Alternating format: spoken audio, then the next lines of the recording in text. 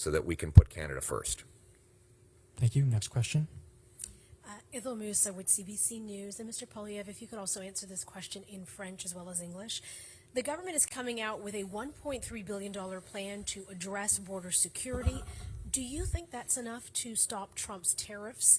And if it was up to you, how much specifically would you spend on border security? What number would you put on it?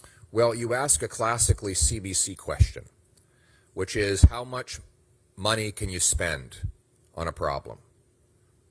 Well, that's the wrong question. That's exactly the question Trudeau has been asking for 9 years. It's the reason he's doubled our debt while making everything worse. So, for example, he spent $80 billion on housing affordability.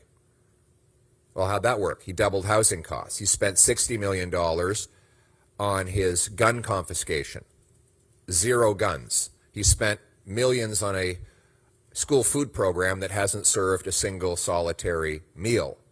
So we should not judge a program based on how expensive we can make it.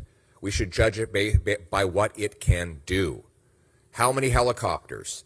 How many drones? How many boots on the ground? That's the question I will be asking when I'm Prime Minister. And how do we deliver it for the lowest possible price to taxpayers? Wouldn't it be nice if we had a Prime Minister who said, we secured the borders, we put more boots on the ground, we stopped tons and tons of fentanyl from traveling back and forth, we arrested the terrorists, we shut down the organized crime, we reduced gun crime, and by the way, we did it with less tax dollars.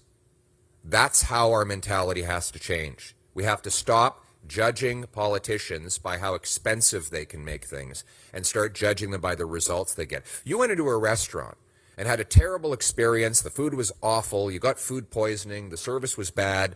You wouldn't walk out and say, but it was great because it cost me $1,000.